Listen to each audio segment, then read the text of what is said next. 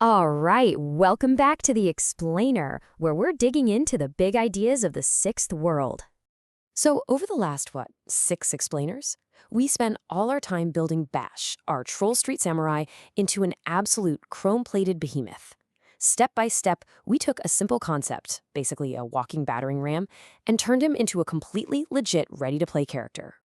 But all that power, it came at a huge price, both in a mountain of Nuin and, well, his very humanity. So today, we're going to ask the question, is there another way, another path to becoming a legend in the shadows? Okay, so before we jump into the alternative, let's just quickly recap the damage report on Bash's journey. Let's really get a handle on the true cost of all that chrome, what we call the price of power. I mean, if you remember, to become that walking tank, Bash had to install hundreds of thousands of Nuin and augmentations. Every single piece of chrome, from his muscle replacements to his bone lacing, literally chipped away at his essence, which is the very measure of his life force. And that brings us to the big question, right? The central question for anyone building a warrior in the sixth world. What if you want all that power, that critical edge in a fight, but you don't want to pay for it with pieces of your soul? Is there a path that doesn't end on a cyber clinic's operating table?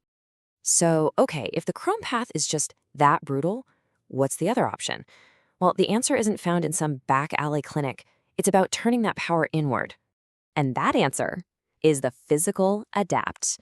Now, these guys aren't your typical mages slinging fireballs or summoning spirits. No. They take all that magical energy and channel it inward, into their own muscles, their nerves, their bones, becoming the absolute pinnacle of what a metahuman body can do.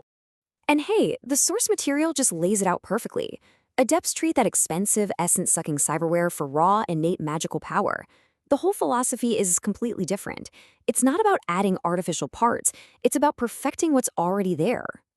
Okay, so that's the cool concept, but how does it actually work, on the character sheet? How do you actually buy all these awesome supernatural abilities?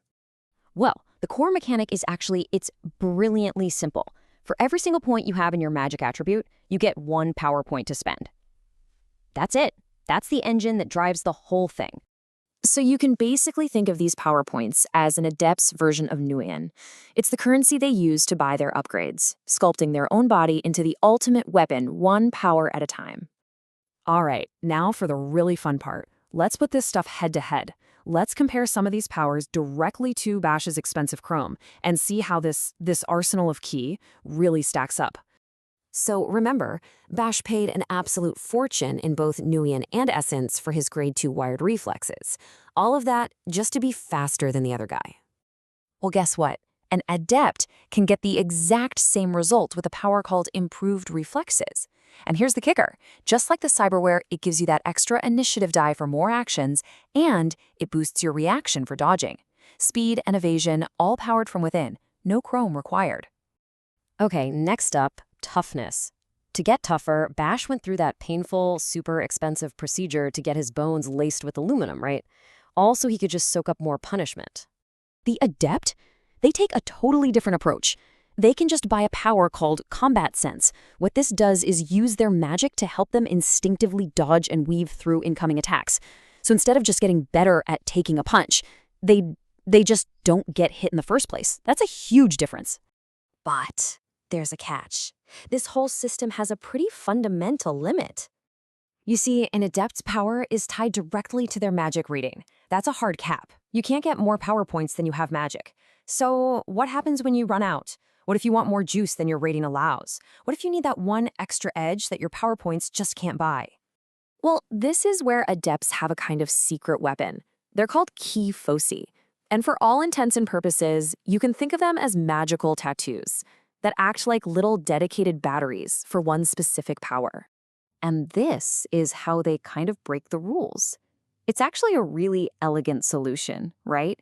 You literally tattoo the power onto your skin, embedding extra power points for one specific ability, say those super important improved reflexes, and push that one thing beyond what your magic score would normally allow.